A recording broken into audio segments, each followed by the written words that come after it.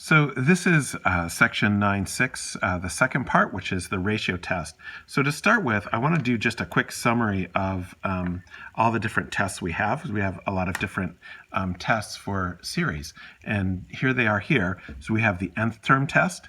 And the nth term test only gives you that a series diverges if the limit of the terms is not 0. If the limit of the terms is 0, it tells us nothing. But that helps us eliminate series that diverge. Then we have the integral test. Each of these tests require some condition. In the integral test, the terms have to be positive and they have to be decreasing, which sometimes is tricky to show. But if we have that and we have an integral that's not too hard to do, then the series converges if and only if the integral from 1 to infinity of f of x dx converges, where this function f reflects this series a sub n.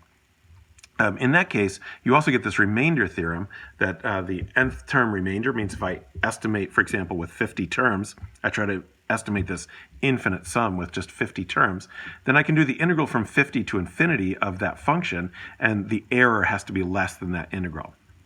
Then I have the comparison test. There's two different comparison tests. The comparison tests rely on my having a known series that I know what it does. Usually that's going to be a p series or a geometric series. In fact, it's pretty much that's all we've got to compare to. In the comparison test, we need both terms to be positive. We need that in both comparison tests. All right, and then in that case, if you want to think a sub n is my problem that I'm trying to solve, b sub n is my known series that I'm comparing to. So if my problem series is greater than or equal to my known series, and my known series diverges, then my problem series also diverges. In other words, if I'm greater than a divergent series, then I diverge.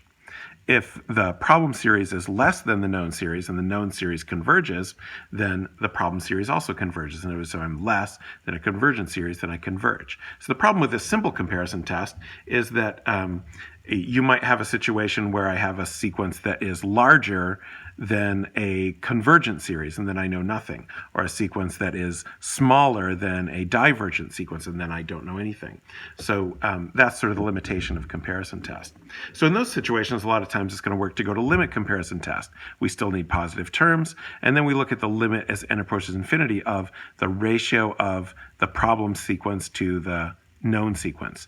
In that case, if that limit turns out to be a real number between 0 and infinity, then the two series, the problem series and the known series, either both diverge or both converge, which is nice because I know what the known series does, and then I can make that conclusion about the problem series.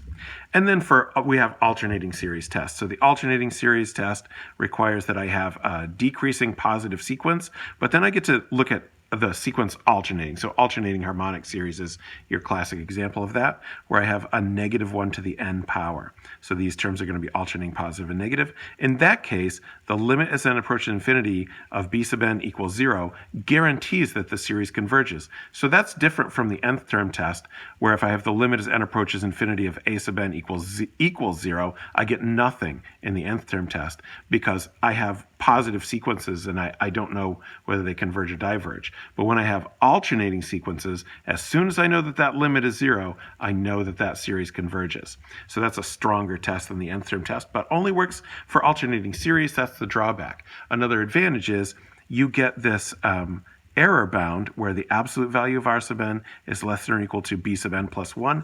That means that if I estimate, for example, using 50 terms, then the error that I get estimating my infinite series with just 50 terms will be less than or equal to the 51st term of the sequence.